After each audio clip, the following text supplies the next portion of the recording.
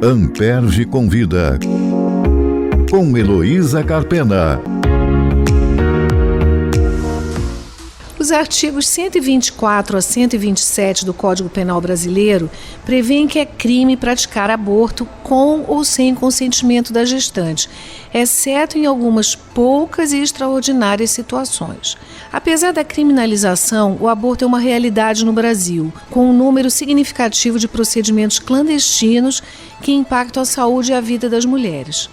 No ano passado, a Escola Nacional de Saúde Pública da Fiocruz realizou uma ampla pesquisa intitulada Nascer no Brasil 2, cujos resultados apontam uma média anual de 212 mil internações por aborto no país em serviços públicos. Essa pesquisa foi motivada pela alta incidência de gestações não desejadas e de mortalidade materna. Para falar desse assunto, eu recebo hoje a promotora de justiça Viviane Alves, que é promotora de família de Mesquita, mestre em políticas públicas e formação humana e atualmente é a subcoordenadora do Centro de Apoio Operacional Cível e da Pessoa com Deficiência no Ministério Público do Rio de Janeiro. Bom dia, Viviane, obrigada por aceitar o nosso convite. Eu vou te perguntar, eu já antecipei na apresentação, que há casos em que se admite o aborto no Brasil, chamado aborto legal, então quero te perguntar quais são esses casos, se além das hipóteses previstas na lei, a jurisprudência do STF, parece que aumentou o alcance dessa norma. Então, sobre isso eu queria te ouvir. Bom dia, Heloísa. Muito obrigada pelo convite para estar aqui hoje na Rádio Roquete Pinto, participando desse podcast da Amperge, tão importante para a gente discutir assuntos atuais, nem tão atuais, mas o assunto de hoje é um assunto polêmico, e tabu ainda na sociedade. Então é importante que a gente traga esse tema à luz para um discurso racional, baseado no Estado laico, e sem muitos desafios da moral e da religião envolvidos, considerando que a gente faz parte do Ministério Público do Estado do Rio de Janeiro, somos profissionais, operadores do direito e temos que lidar com as normativas constitucionais e não. Então, fazendo esse introito para falar sobre como que o aborto é tratado aqui no Brasil, especialmente aqui no Rio de Janeiro, a gente pode trazer alguns dados até de violência do Rio de Janeiro, violência sexual, mas o aborto ele tem um tratamento legal muito restritivo, no sentido de que o Código Penal de 1940 só possibilitou, em duas hipóteses, a realização do aborto sem que configurasse crime. O aborto ainda é uma temática que não sei você, mas pelo menos eu, durante a faculdade, estudei muito sobre a perspectiva do direito penal, do direito criminal e as excludentes da ilicitude. Somente depois, numa perspectiva feminista, do constitucionalismo feminista, da questão da violência de gênero, que eu fui entendendo como essa política ela é muito ligada à questão da saúde, uma política de saúde, de atenção à saúde das mulheres e de meninas, crianças e adolescentes. Então, essas mulheres e meninas também, elas vão ter direito ao aborto, segundo o Código Penal, em duas situações. Quando houver a gravidez ocasionar risco de vida à gestante, que é chamado aborto terapêutico ou necessário, ou quando essa gravidez for decorrente de estupro. Então, é chamado do aborto humanitário ou sentimental, que naquela época do Código Penal de 1940 foi uma hipótese criada para a proteção da família. E a gente tem que fazer uma releitura do Código Penal de 1940, anterior à Constituição, anterior a todas as convenções internacionais de proteção dos direitos das mulheres, para entender que, na verdade, essa excludente de ilicitude do aborto legal, hoje em dia, deve ser configurada para a proteção da mulher, para impedir ela de gestar um feto decorrente de uma violência, impondo um tratamento cruel e degradante para essa mulher.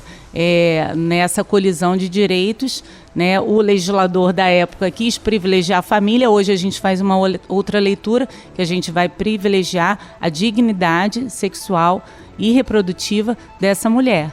E, mais recentemente, em 2012, o Supremo Tribunal Federal ampliou essas duas hipóteses, permitindo uma terceira hipótese, que é a questão da gravidez de feto anencéfalo, que são fetos que não têm o desenvolvimento completo do tubo neural, né? Há um comprometimento grave na formação do tubo neural e esse feto não tem viabilidade de vida extrauterina. Então, houve um grande debate no STF, essa DPF ela foi julgada procedente, excluindo também a questão do crime do aborto do feto anencéfalo, mas na época também não tivemos maioria, né? E o ministro Roberto Barroso era o advogado na época da Confederação dos Trabalhadores da Saúde, que foi a responsável pela arguição de descumprimento de preceito fundamental, e colocou que na verdade não havia nem uma colisão de direitos, porque havia um direito de um feto que, na verdade, não teria direito à vida, porque as questões envolvendo o aborto, elas são muito difíceis por conta desse suposto direito à vida desse feto que estaria, de repente, no mesmo patamar dessa mulher ou dessa criança, desse adolescente.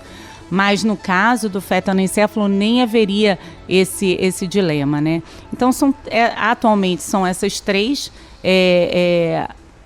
hipóteses de aborto que podem ser realizadas por mulheres, por gestantes, por pessoas que gestam, né? Porque homens trans também podem ser vítimas de violência, podem também ter uma gravidez que comprometa a sua saúde e que, portanto, também poderão ter direito à realização do aborto legal no SUS, com toda a atenção e acolhimento que essas pessoas devem ter, né? Você pontuou com muita propriedade, né, esse descompasso, né, de uma lei do século passado, né, quase 100 anos realmente, né, 1940, e a dificuldade de atualização, né, porque a lei penal está presa, né, ao princípio da tipicidade, quer dizer, só é crime aquilo que a lei define, então é preciso uma outra lei para modificar isso, né, e essa questão está colocada na sociedade, né? Nós vamos falar disso, mas antes eu queria te perguntar como é que se dá na prática o procedimento, quer dizer, caso seja a situação enquadrada numa dessas hipóteses que a lei já prevê, ou nesse caso que foi alvo da decisão do STF, como é que se dá o procedimento na prática? O Ministério Público participa disso? Muito importante essa sua pergunta, Heloísa, até voltando um pouco àquela questão do tratamento do aborto na seara penal, fez com que a gente, Ministério Público, órgão historicamente ligado à persecução penal, estivesse nessa seara, titular da ação penal, participasse.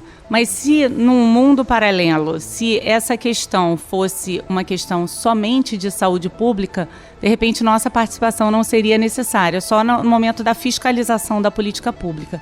Então, eu entendo e assim, convido também os colegas e colegas a refletirem sobre como a gente deve, como Ministério Público, como instituição permanente, essencial à função da justiça e à defesa dos direitos sociais individuais indisponíveis, verificar a questão da política pública de atendimento dessa mulher que necessita dos serviços de aborto legal, né, que geralmente são mulheres vulnerabilizadas, mulheres pobres, que precisam da saúde pública para acessar esse direito.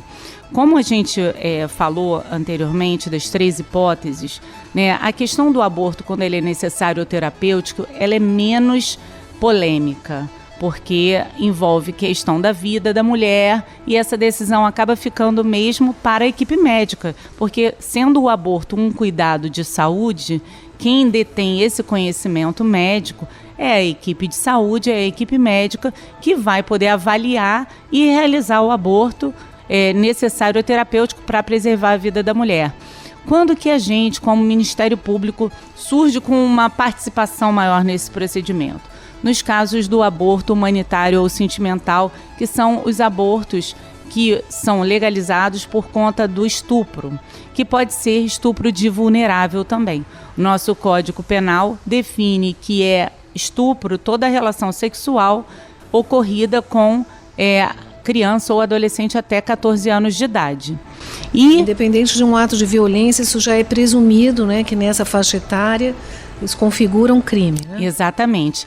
É uma espécie de presunção de violência e, recentemente, o STJ, Superior Tribunal de Justiça, definiu no tema 918 que para a caracterização do estupro de vulnerável, previsto no artigo 217-A do Código Penal, independe se a vítima tinha experiência anterior, se ela era virgem ou não, se ela consentia ou não, se existia um relacionamento amoroso ou não com essa. Porque isso eram justificativas que eram utilizadas por homens para retirar a figura do estupro, né? Então eram violações... Jogando a vítima, né? E não o criminoso.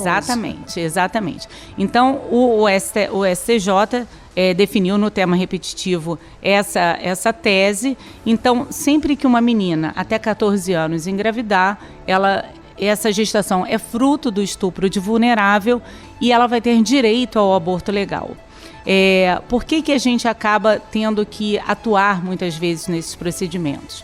Por conta de uma insegurança da equipe médica de realizar o procedimento do aborto legal nas hipóteses de estupro, principalmente em determinadas situações em que a gestação avançou, né, determinados limites. Hoje falam em 22 semanas, né?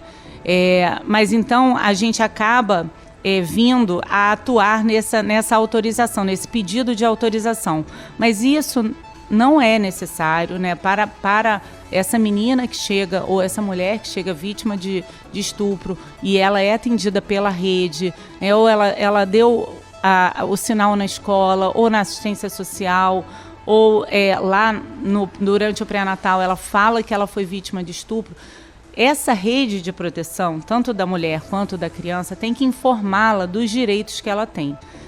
A gente também tem que tratar o aborto legal como um direito. Não é porque ela foi estuprada que ela vai ter a obrigação de abortar. Ela pode querer seguir.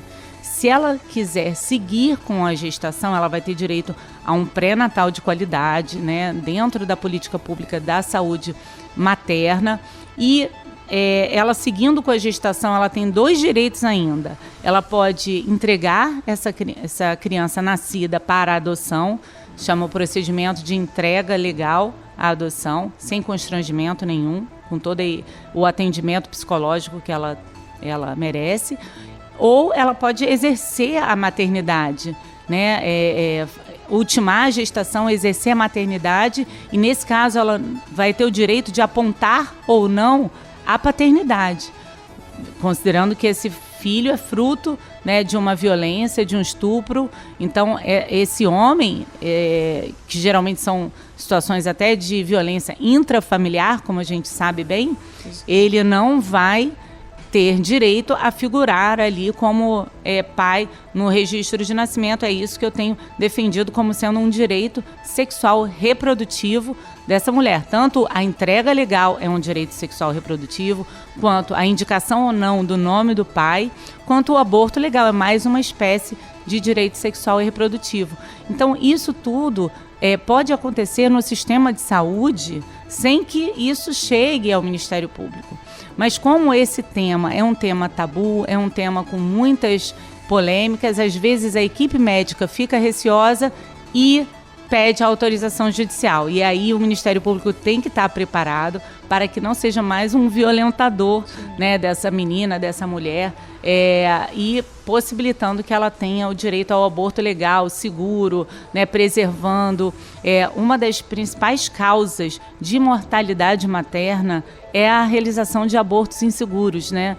Mulheres inserem objetos, tomam medicamentos sem acompanhamento médico, e aí depois elas vão para o sistema de saúde já em estados graves. E muitas vezes elas têm filhos ou família né? Mulheres são cuidadoras por natureza, né? Ou elas estão cuidando do filho, ou elas estão cuidando de pessoas mais velhas, e isso, olha o impacto. Se a gente não vai ver o impacto humanitário e sentimental, a gente tem que pensar também no impacto para a rede de saúde pública sob o sentido econômico também, né, Luísa? Então não é preciso, segundo eu estou entendendo da sua resposta, que haja um procedimento policial, né, de investigação do crime de estupro. É isso? Exatamente. Então, basta não... a autodeclaração. Mas isso poderia levar também a uma ampliação, né, ela vai... de casos em que estariam teoricamente abrangidos pela situação da lei, né, pela previsão legal. Ela vai assinar uma declaração, um termo, né, durante esse atendimento, falando que ela foi vítima de estupro. Ela vai preencher esse termo.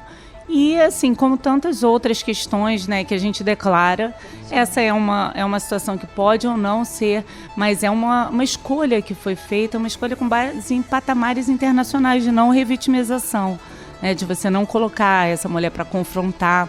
A gente sabe que a maioria dos casos de estupro acontecem dentro de casa. Não, e muitas vezes não notificado, né? Já não são, subnotificação e intrafamiliar.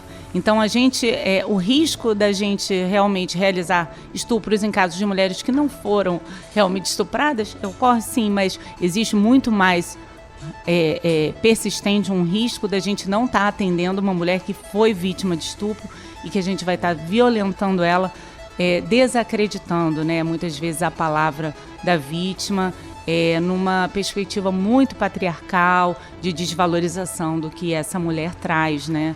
De tantas violências que ela pode ter sofrido.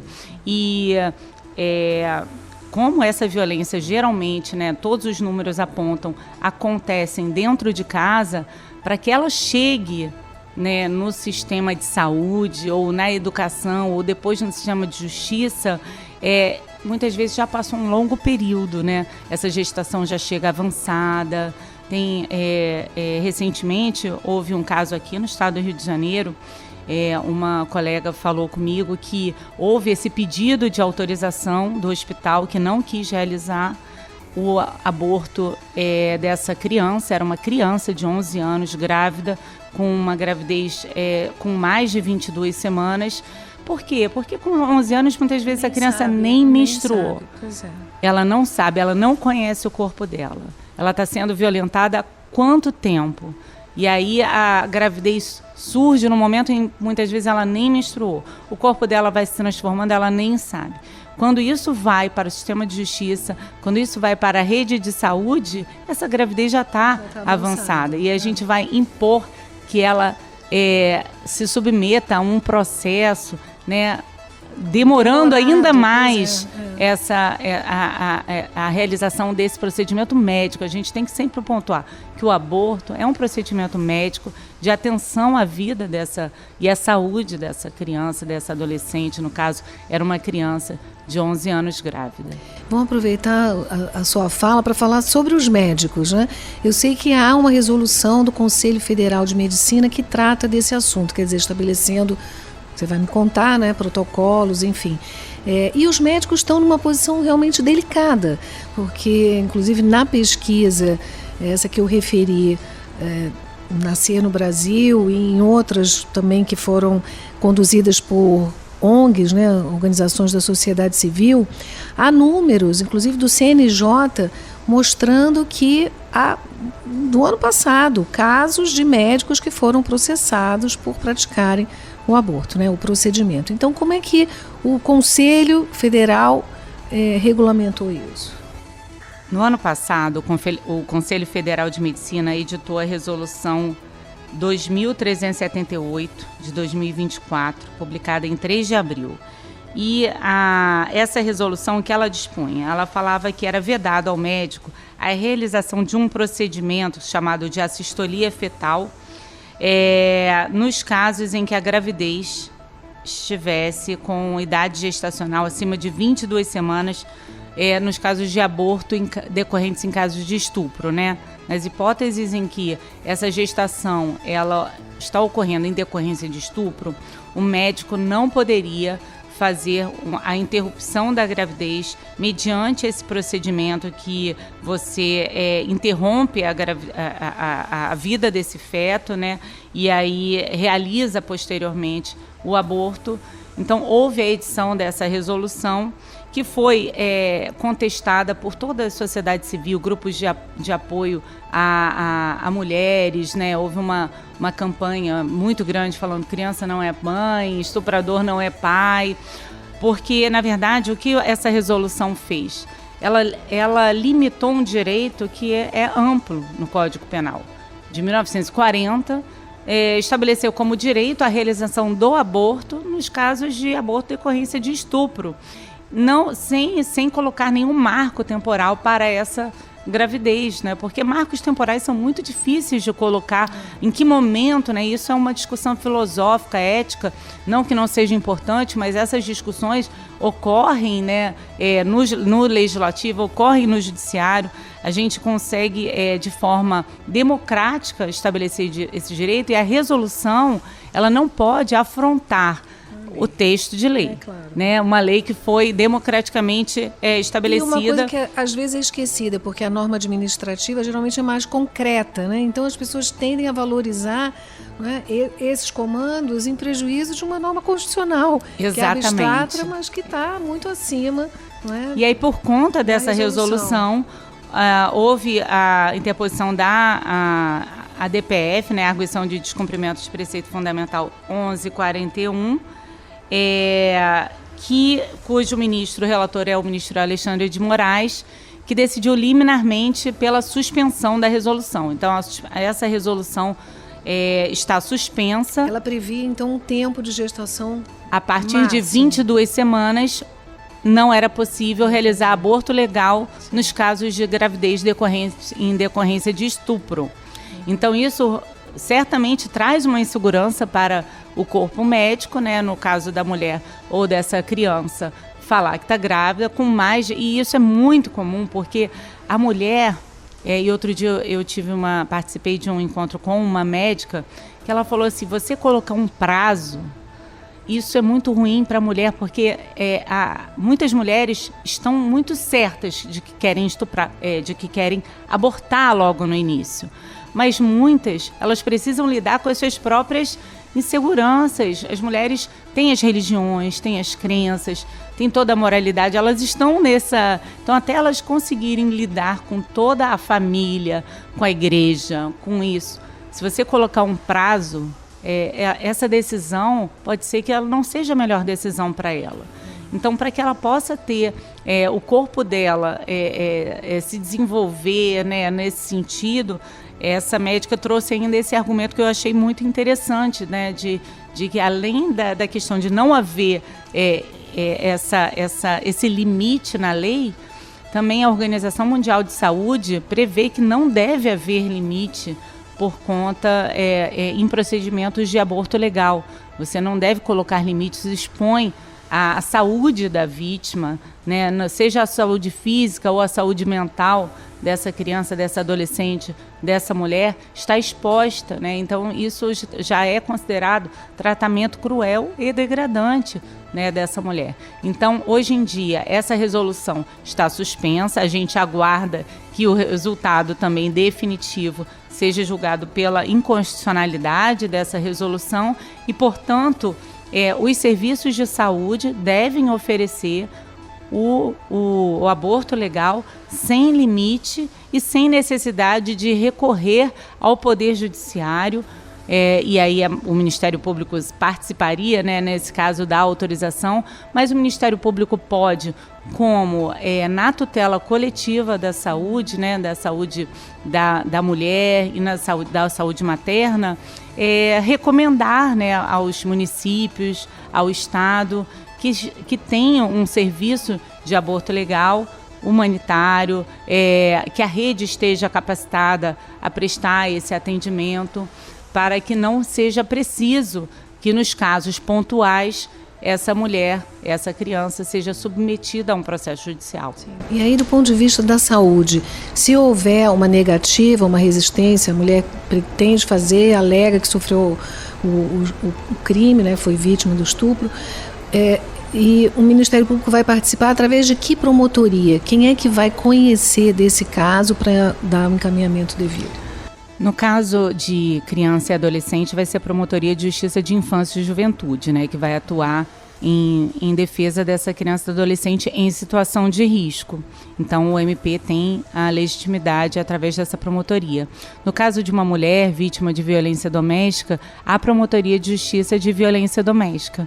Hoje em dia, a gente tem também o Núcleo de Atendimento às Vítimas, né, que fica central no MP, né, na sede, mas que também pode ser um canal de apoio, de proteção dos direitos dessa mulher em situação de estupro, né?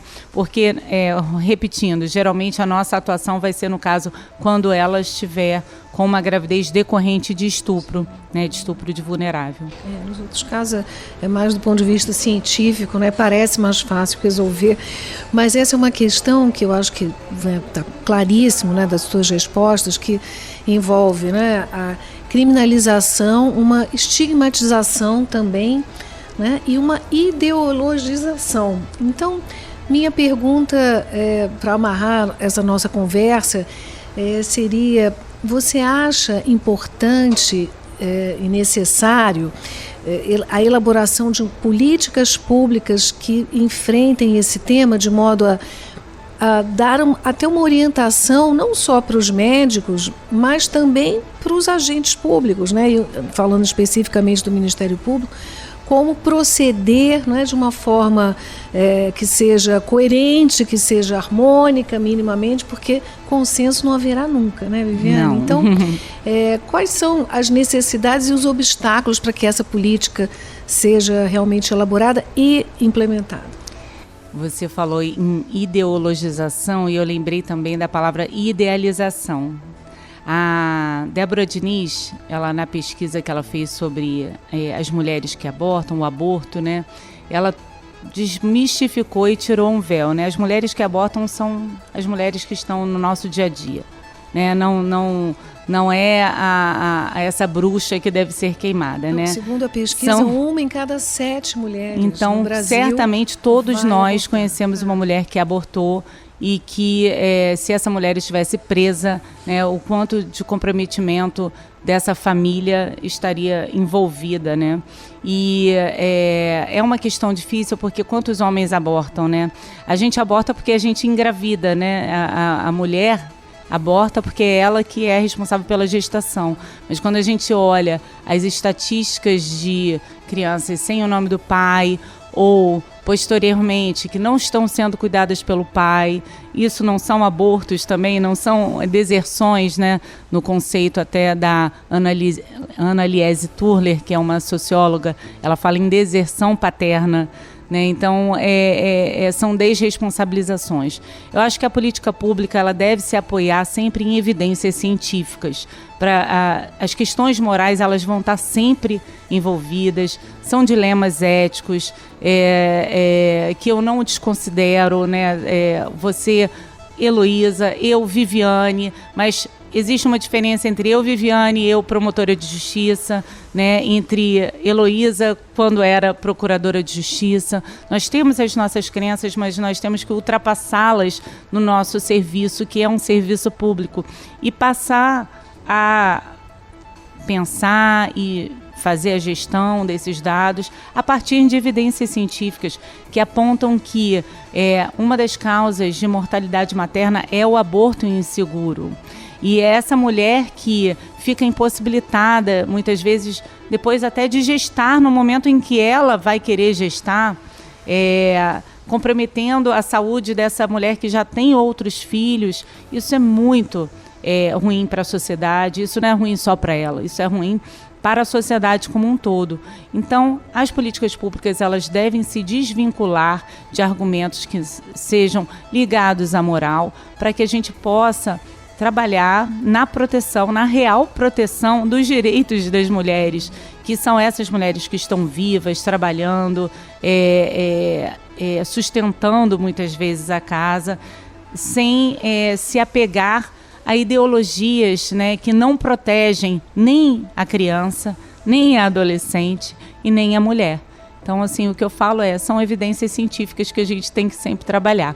Países que liberaram o aborto, de forma geral, hoje a gente falou muito sobre o aborto legal, as nossas 3 hipóteses restritas de aborto legal. Mas países que liberaram a realização do aborto, já tem muitos estudos que falam que eles conseguiram reduzir o número de abortos. Porque quando a mulher vai para um serviço de aborto legal, e seguro, ela tem todo o tratamento com dignidade, orientação, como que ela vai prevenir novas gravidezes, né? Porque a gente sabe que quem recorre aos serviços de saúde pública também muitas vezes são mulheres vulnerabilizadas, mulheres pobres. Então, quando o Ministério Público se dispõe a enfrentar, a exigir o cumprimento dessa política, a gente está fazendo uma análise interseccional também de atendimento dessas mulheres que são vítimas de violência doméstica, a maior parte negras, a maior parte pobres, né? Então, que a gente possa dar a elas uma qualidade, uma atenção, um tratamento digno nesse momento tão difícil, enquanto ela estiver com um feto, né, gerando um feto fruto de uma violência contra o corpo dela. Viviane, muito obrigada pela entrevista. Eu vou encerrar convidando os ouvintes a acompanharem o podcast. Toda semana, toda terça-feira, um novo episódio está disponível. Sigam o nosso canal no YouTube para não perder nenhum episódio. Amperge convida, com Heloísa Carpena.